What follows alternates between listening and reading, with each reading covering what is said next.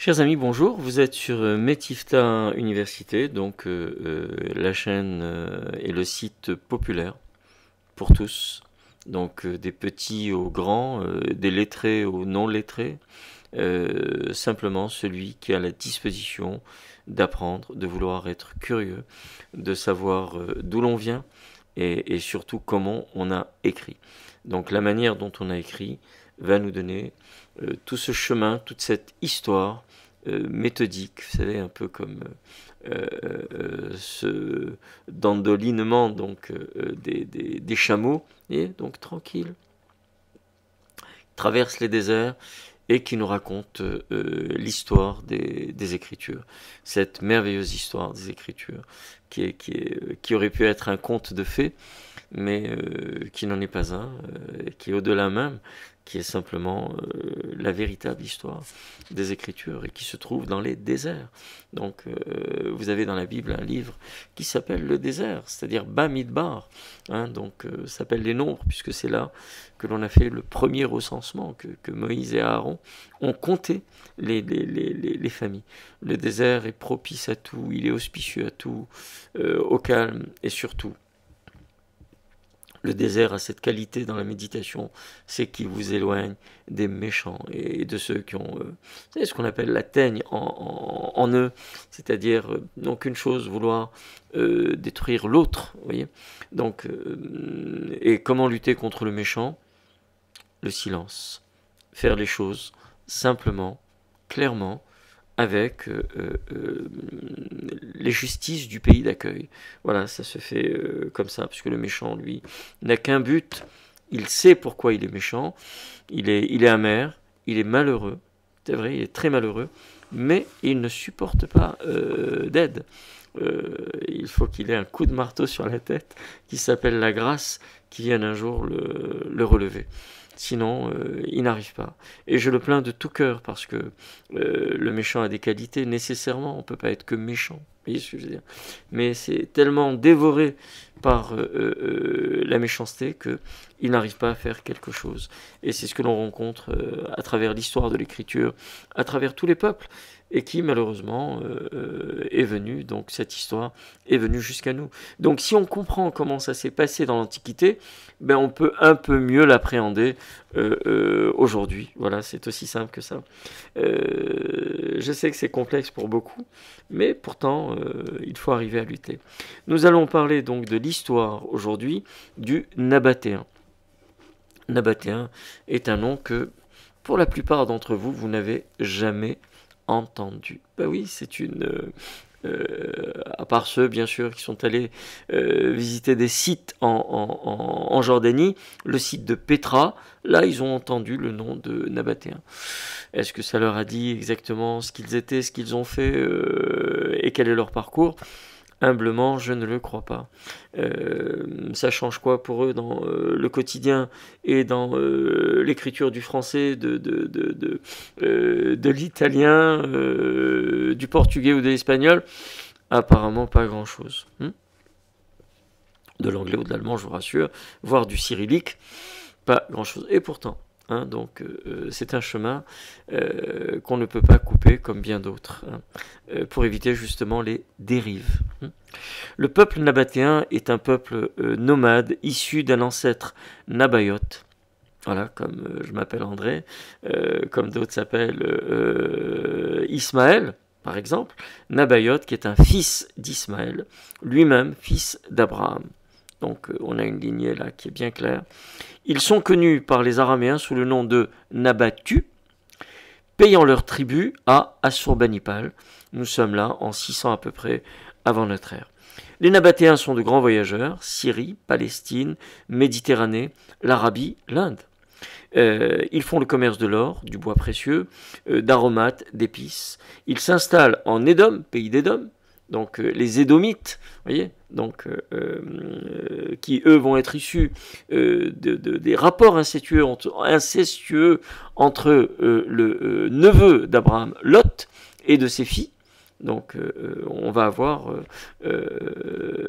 deux grands peuples qui vont sortir de là, Édom et Moab.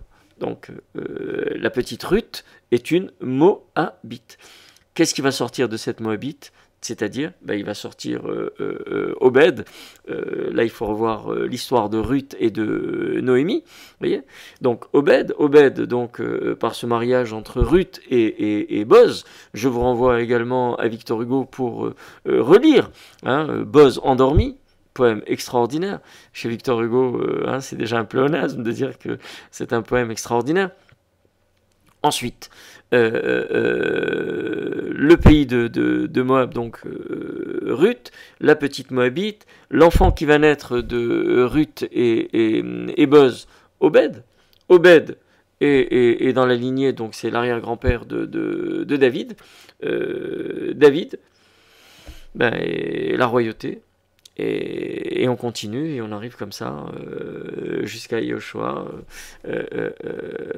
et l'histoire se poursuit. Vous voyez, donc avec ces lignées entre l'Ancien et le Nouveau Testament.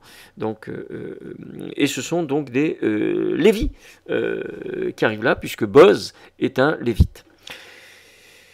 Nous sommes donc en pays d'Édom, près de la mer Morte, donc sur la roche de Séla, où ils font leur capitale qui s'appelle Pétra, et qui est très visitée aujourd'hui, et qui est un site extraordinaire. Ils adorent leur Dieu, particulièrement donc Sayal Kwan, le pasteur des peuples, celui qui ne boit pas de vin.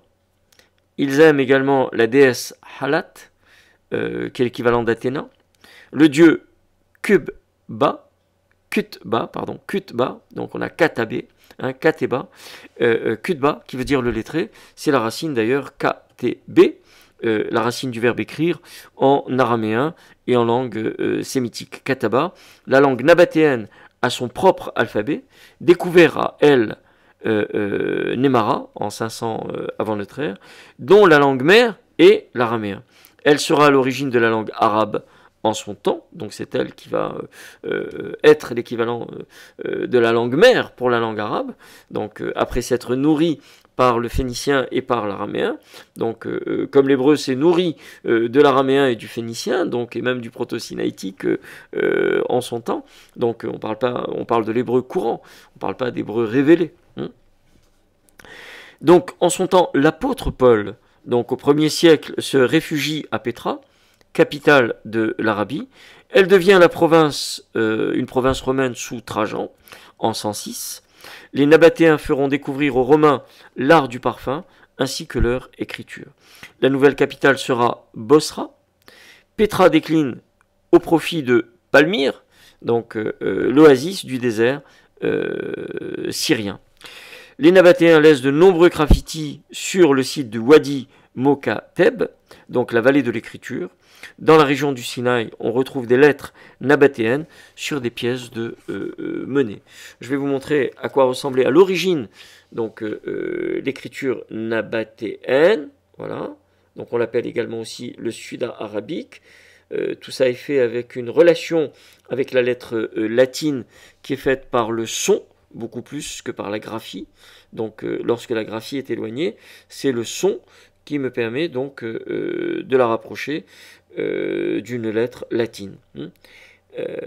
Voilà. C'est une graphie absolument extraordinaire. On va trouver dans le tifinagh un petit peu, c'est-à-dire l'écriture berbère, un petit peu ces signes-là, que l'on retrouve après même dans des tissus imprimés sur des tissus africains. Il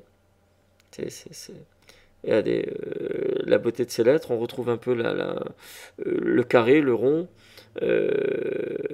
Alors des lettres sont communes, on retrouve quelques lettres dans le phénicien. Voilà, donc c'est une visite de musée qui est quand même importante et c'est vraiment un grand bonheur pour moi de vous donner ça parce que ça appartient au monde et c'est important de le livrer sur un petit musée là où il vous faut faire parfois les musées du monde entier, ce qui n'est pas évident même sur internet aujourd'hui. Excellente journée sur Metifta Université, où on va continuer cette merveilleuse histoire de l'écriture essentielle à la compréhension de l'humanité actuellement. Si on ne se retourne pas un petit peu vers le passé, on ne peut absolument pas comprendre le présent. Excellente journée et à très bientôt.